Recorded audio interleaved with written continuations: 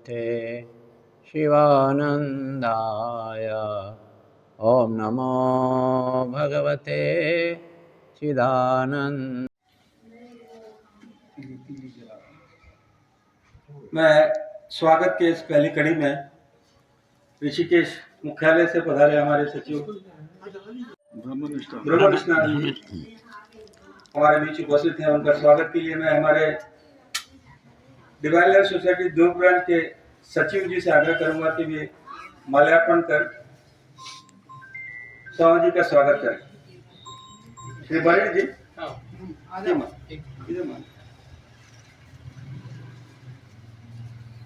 ओम नमो भगवते शिवानंदाय। ओम नमो भगवते चिदानंदाय। सद्गुरु परमात्मने नमो नमः। ओम नमो नारायण नारायण नारायण नारायण नारायण नारायण। धन्यवाद बरेड जी। ओम नमो नारायण नारायण नारायण। हमारे सोसाइटी के श्री गुप्ता जी से आग्रह करता हूं कि वे स्वामी योगानंद जी का हारार्पण से स्वागत करें।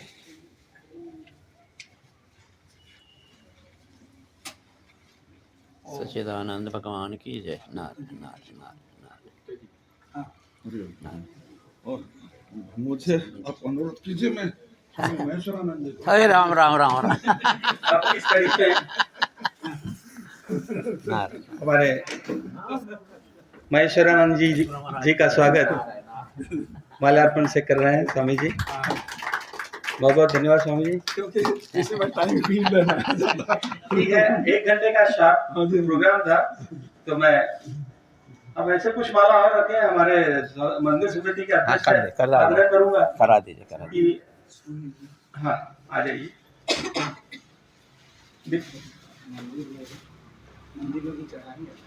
हाँ ठीक। नित्य जी से आग्रह करूंगा कि वे माला अर्पण करें। हमारे संयुक्त सचिव डॉक्टर मनोज यादव जी हमारे बीच हैं, उनसे भी आग्रह करूंगा कि वे नारायण नारायण नारायण। सद्गुरु महाराज की जय हो।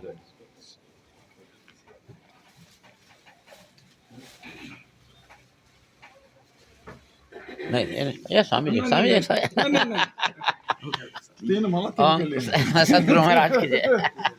त्रिमूर्ति के लिए 3 माला।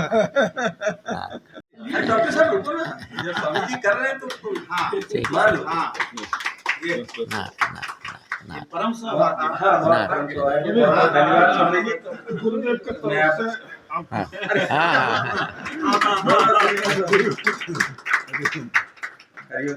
और हमारे ट्रेजरर को मैं स्वागत करूंगा। आजा आजा आजा। हाँ हमारे ट्रेजरर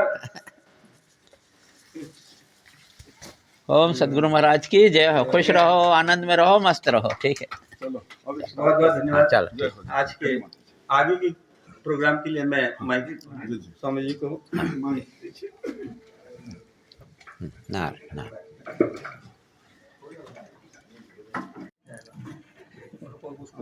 हम लोग को आशीर्वाद देने के लिए आए हुए हैं। हम सभी जानते हैं स्वामी जी ऋषिकेश में रहते हैं और वहाँ सचिव का काम करते हैं। और ऋषिकेश में आश्रम में इनकी एक जोड़ी थी, धर्मनिष्ठानंद स्वामी जी और देवभक्तानंद स्वामी जी। तो ये पूरे भारत में करीब करीब बहुत जगह भ्रमण किए और साथ में किए। तो अभी देवभक्तानंद जी का स्वास्थ्य ठीक नहीं है, इस कारण से वो यहाँ पर नहीं आ पाए। तो स्वामी जी अभी 28, 29, 30 तारीख को भिलाई में एक 10वां छत्तीसगढ़ राज्य दिव्य जीवन संघ सम्मेलन आयोजित है सेक्टर 5 बालाजी मंदिर के पास में, पंजाब पैलेस में। उस संदर्भ में आए हुए हैं।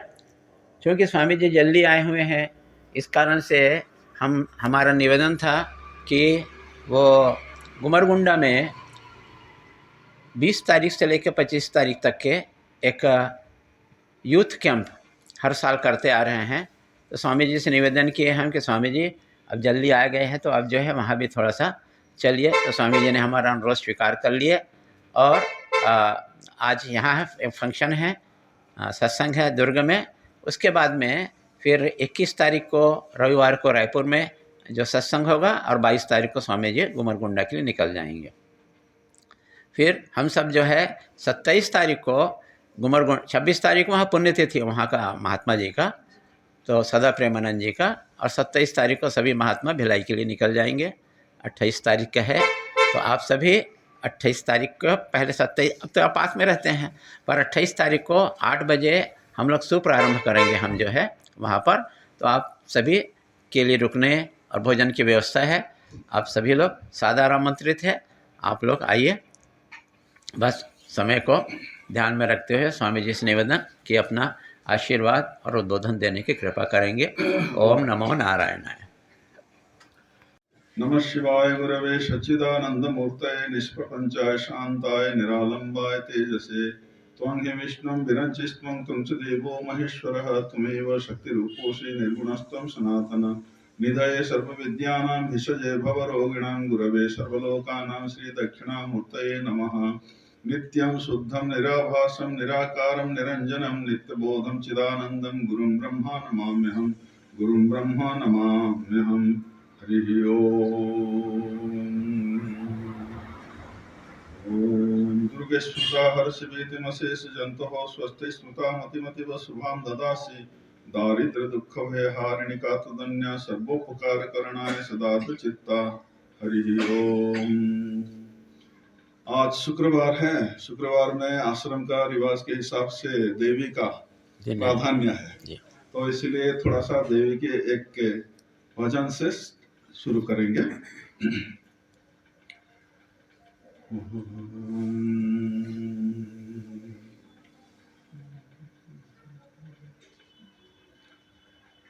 अम्ब भवानी माँ जय जय वाणी माँ, अम्ब भवानी माँ जय जय वाणी माँ, अम्ब भवानी माँ जय जय वाणी माँ, अम्ब भवानी माँ जय जय वाणी माँ, अम्ब भवानी माँ जय बीणा पाणी माँ, अम्ब भवानी माँ जय जय वाणी माँ, अम्ब भवानी माँ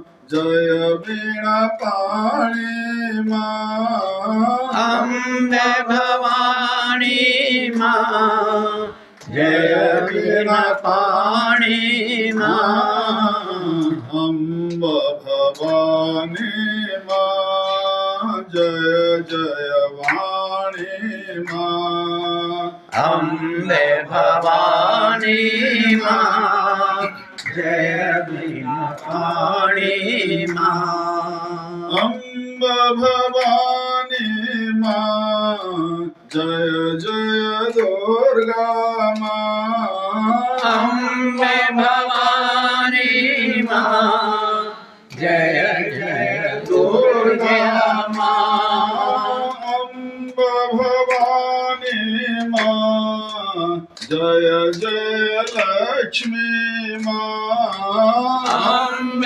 भवानी माँ जय जय लक्ष्मी माँ, अम्ब भवानी माँ जय जय वाणी माँ, अम्ब भवानी माँ जय जय वाणी माँ, अम्ब भवानी माँ जय जय गौरी माँ, अम्ब भवानी माँ जय जय गौरी माँ, अम्ब भवानी माँ जय जय काली माँ, अम्ब भवानी माँ जय जय काली माँ,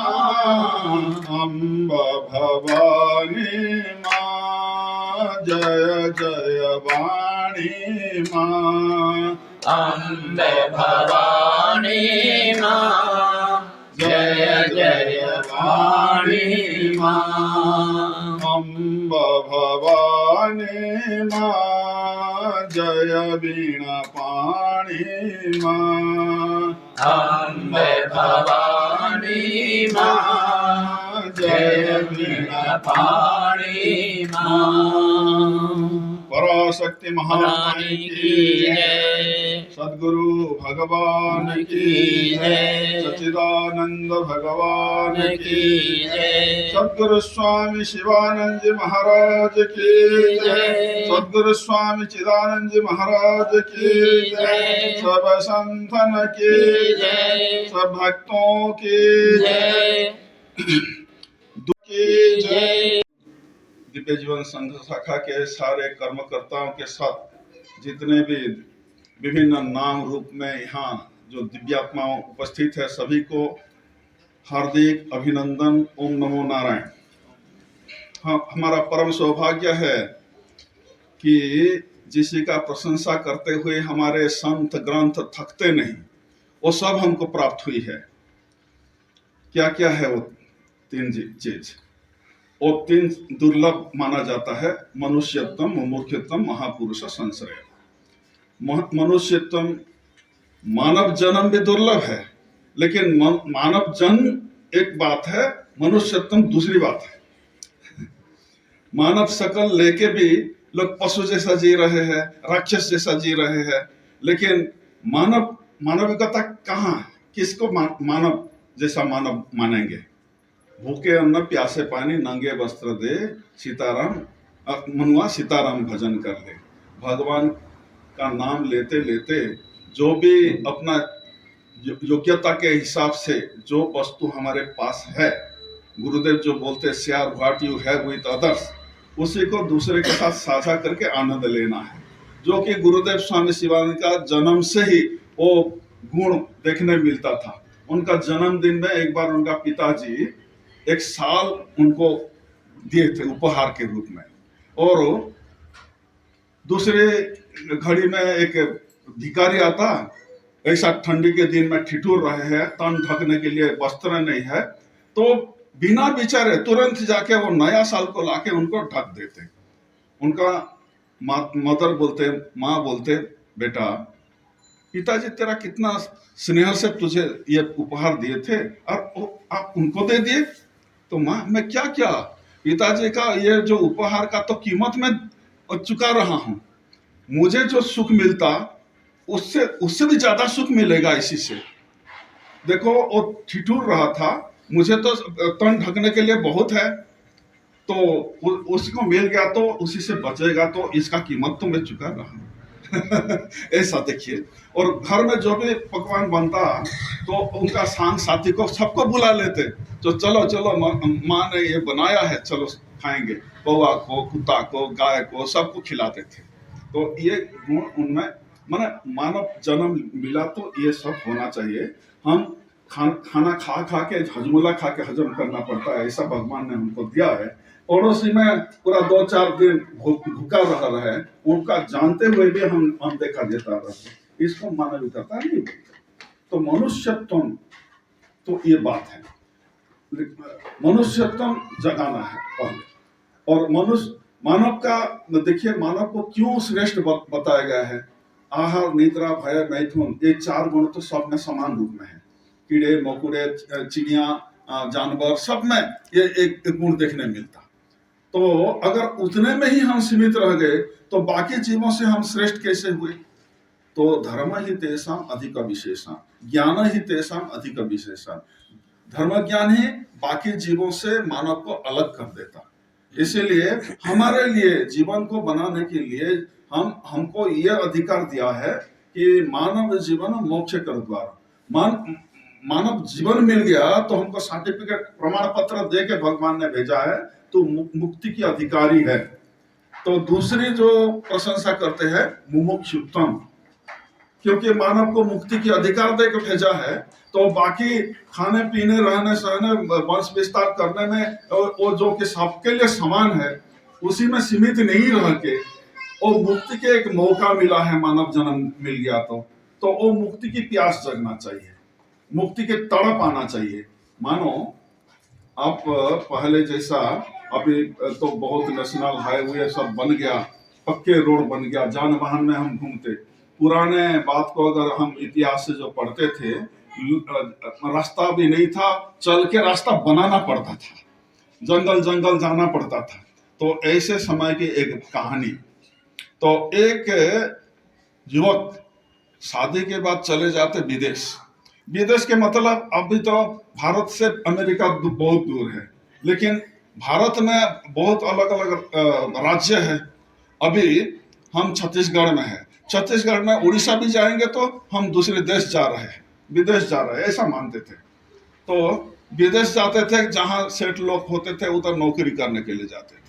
तो वो युवक शादी के बाद चले जाते किसी सेठ के पास नौकरी करने के लिए, और साल बीत जाता और मन करता घर को थोड़ा जाए, सब परिवार को मिल के आए।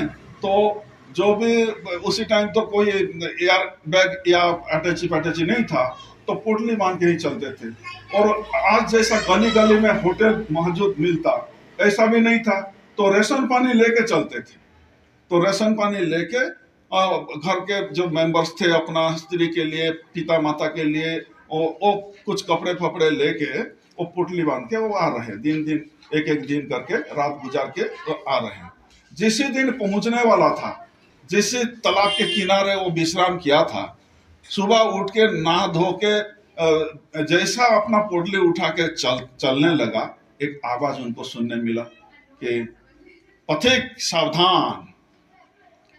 चारों तरफ देखा, किसी को दिखाई नहीं पड़ा, कौन है ये आवाज देने वाला, मेरा मन का भ्रम होगा बोल के फिर जैसा कदम उठाया, वो आवाज दोबारा सुनने मिला, पथिक सावधान, अगर घर पहुंचेंगे तो आपके स्त्री की मृत्यु होगी आज।